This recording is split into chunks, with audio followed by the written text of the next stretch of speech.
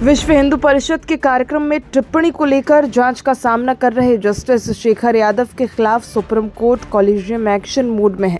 खबर है कि तलब किए जाने के करीब 3 सप्ताह बाद अब भारत के मुख्य न्यायाधीश संजीव खन्ना ने फिर इलाहाबाद कोर्ट का रुख किया है। हालांकि इसे लेकर आधिकारिक तौर पर कुछ नहीं कहा गया। खबर है कि अब तक जस्टिस यादव ने इस मामले में माफी नहीं मांगी है। इलाहाबाद हाईकोर्ट के जज जस्टिस यादव ने कार्यक्रम के दौरान मुस्लिम समुदाय का जिक्र कर टिप्पणी कर दी थी। अब इंडियन एक्सप्रेस की रिपोर्ट की माने तो सीजेआई खन्ना ने इलाहाबाद उच्च न्यायालय के मुख्य न्यायाधीश अरुण भंसाली को पत्र लिखा। सीजेआई ने इसके जरिए मामले में नई रिपोर्ट दाखिल करने के लिए कहा है। 17 दिसंबर को ही कॉलेजियम और जस्टिस यादव के बीच मुलाकात के दौरान स्पष्टीकरण मांगा गया था।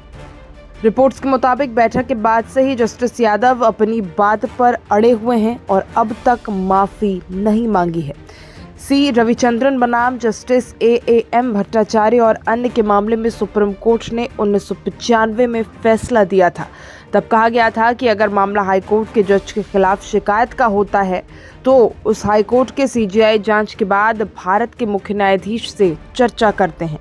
महाभियोग को चुनौती दे रही याचिका खारिज। इलाहाबाद हाईकोर्ट की लखनऊ पीठ ने जस्टिस यादव के खिलाफ लाए गए महाभियोग प्रस्ताव को चुनौती देने वाली जनहित याचिका को मंगलवार को खारिज कर दिया।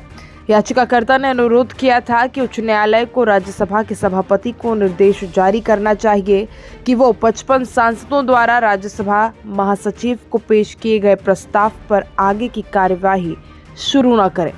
पीठ ने कहा कि जनहित याचिका दबे कुचले वर्गों के लोगों की आवाज उठाने के लिए दायर की जाती है, मगर इस प्रकरण में ऐसा नहीं है। अदालत ने यह भी कहा कि जनहित याचिका दायर करने के लिए जो सीमाएं तय की गई है, ये याचिका उससे बाहर है, इसीलिए ये सुनवाई योग्य नहीं है। वहीं आपको बता दें कि संविधान के तहत जजों को हटाने की प्रक्रिया काफी जटिल है। महाभियोग प्रस्ताव संसद के किसी भी सदन में पेश किया जा सकता है, लेकिन इसके लिए लोकसभा में 100 सांसदों और राज्यसभा में 50 सांसदों का समर्थन जरूरी होता है। इसके बाद स्पीकर या फिर सभापति 3 सदस्यीय जांच समिति बनाते हैं जो आरोपों की जांच करती है। समिति की रिपोर्ट के आधार पर संसद में वोटिंग होती है। अगर दोनों सदनों के 2/3 बहुमत से प्रस्ताव पारित होता है तो ये राष्ट्रपति के पास भेजा जाता है और जहां उनके आदेश पर जज को हटाया जा सकता है।